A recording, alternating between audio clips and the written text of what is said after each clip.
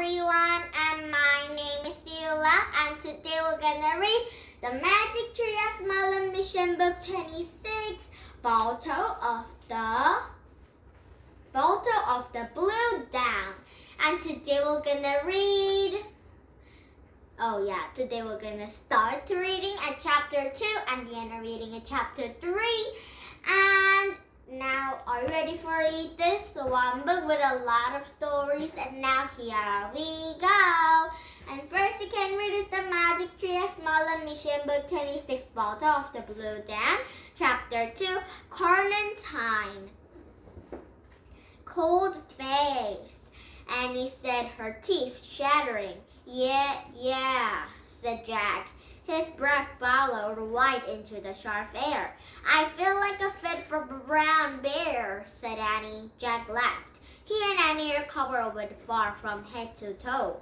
There were fur pants, fur mittens, knee-high fur boots, and the long fur jackets with the fur hoods. Welcome to Alaska, said Jack, pulling up his hood and tied it tightly under his chin.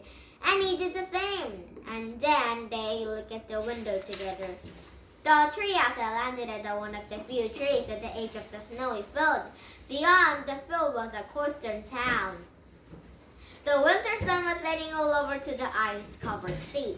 I wonder why we need the seeds of life here, said Jack. Do you think something scary is about to happen? Said Annie. Scary? Said Jack. Like an earthquake or a volcano? Said Annie. I don't know, said Jack. He picked up their guide into the Alaskan territory. He opened up his fur mittens, opened to the book, and read. About 1,002,000 years ago, people have their dog cross into the land bridge all over Bering Sea from Russia to Alaska. When they reach into the Alaska, they become the first humans of a dog who live in North America. Cool, said Annie. I like a dog park. I like a dog park. Jack kept reading. Until Russian explorers came to the Alaska a few hundred years ago, only native Alaskan people lived there. For thousands of years, native people have served by the masking used for a few scores of rugged ice-bound land.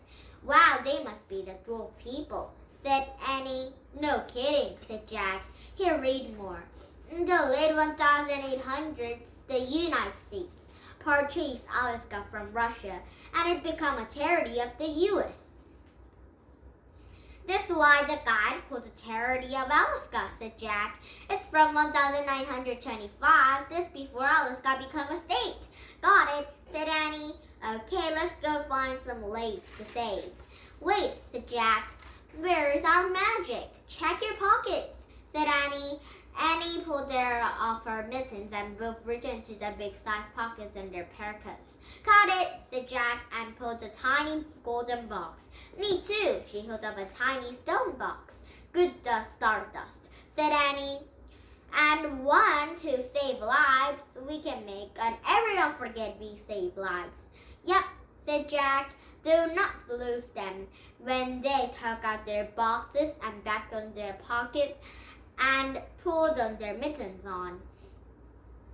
As Annie started down to the treehouse ladder of his pockets, then the calmly followed Annie down the rope ladder into the bulky clothes. As they started across the snow-covered field, their boots had squished into the snow. Jack's throat hurt from breathing to the dry, cold air.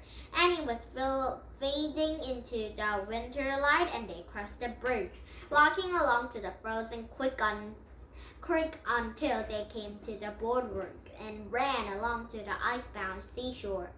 A sign of a front street as the town was empty. There were no old cars or wagons, only piles of snow. And Jack and Annie had tramped through the snow as with past the stores and saloons and the restaurants with crooked signs at the broken windows. They all look at abandoned. There are only the few shops that look as if they're closed, but until it's my in business. No perfume, no lingerie, no bakery. I guess we're gnomes, said Annie. Good guess, said Jack. He took off their mittens and then pulled out an Alaska guide and then found gnome. He read. Around 1,900, gold was covered with a gnome, remote Alaska through the Bering Sea. More than like 3 million golden seekers have rushed into the boomtown. And when within 10 years, gnomes got rushed over and the town was filled with the hard times.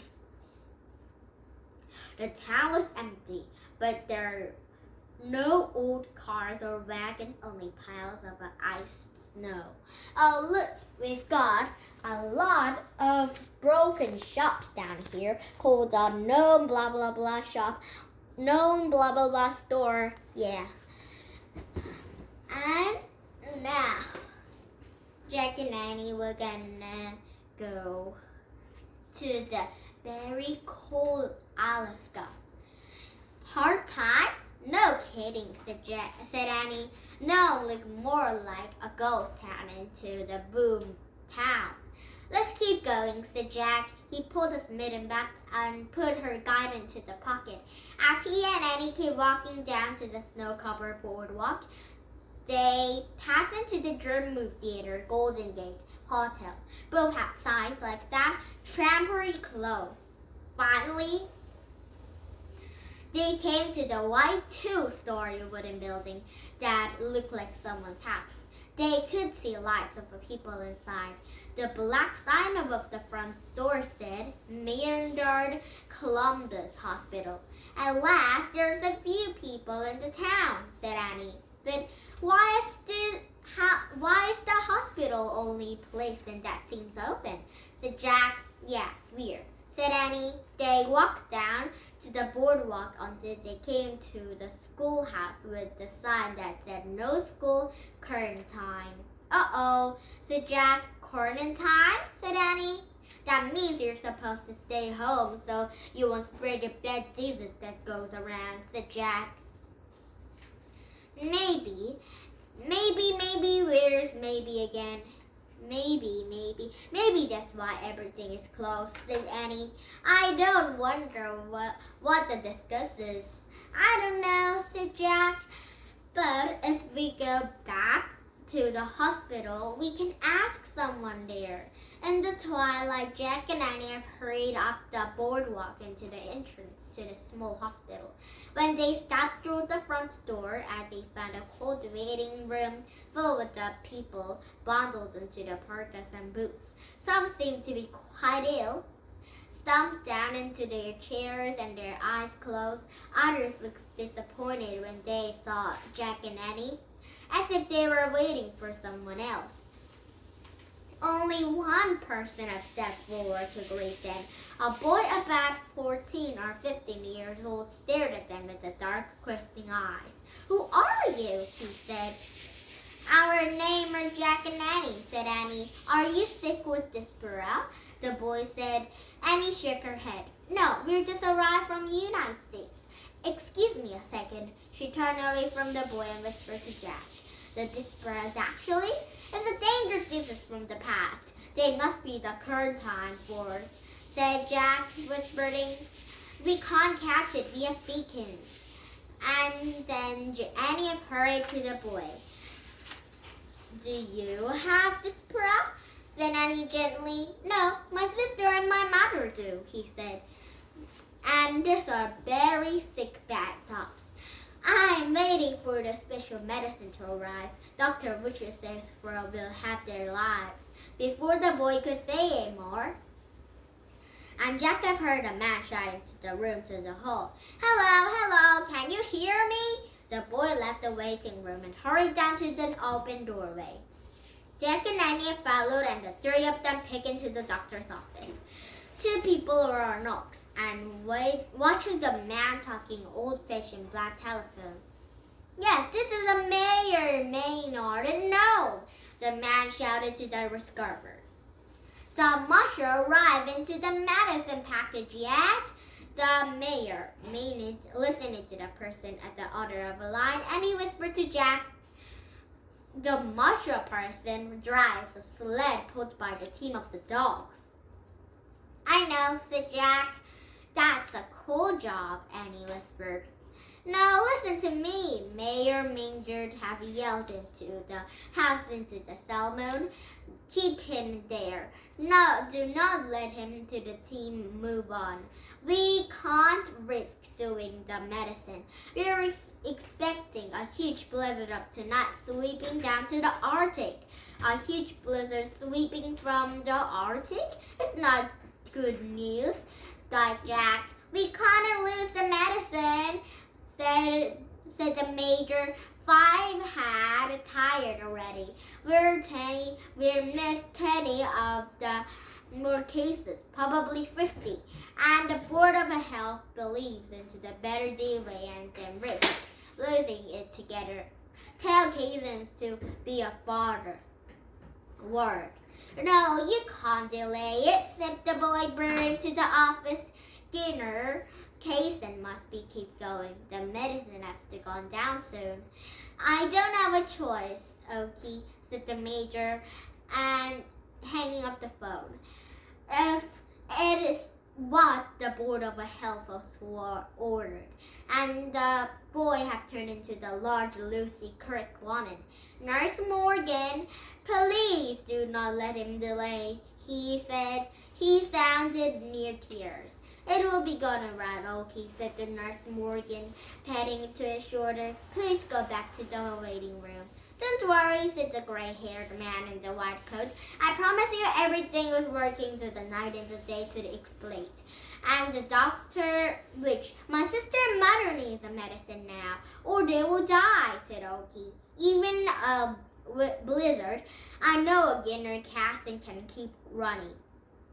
You must leave to our work, said Dr. Witch. He gently took a boy by the arm and led him back to the hall, where Jack and Annie were waiting. Everything will be fine. To try some of the rest, son. I do not want to get you sick too. And then Dr. Witchhap stepped into the room to the major. Merlin of the Nurse Morgan had closed the door. Oh, I think Jack and Annie and Okie had met together and then go to the hospital and then to find Okie's sister and mother's medicine. And now tomorrow we're gonna read starting at chapter 3, A Race Against Time. I think Jack and Annie and Okie are riding these Balto dogs and race together. Not really. And now, did you have fun? Did you have fun? You love English Country. We come back with some this book, but not this story, because it might be a new chapter to read, okay? Now, please don't say my YouTube. Bye-bye, everybody. Have a nice day. Bye!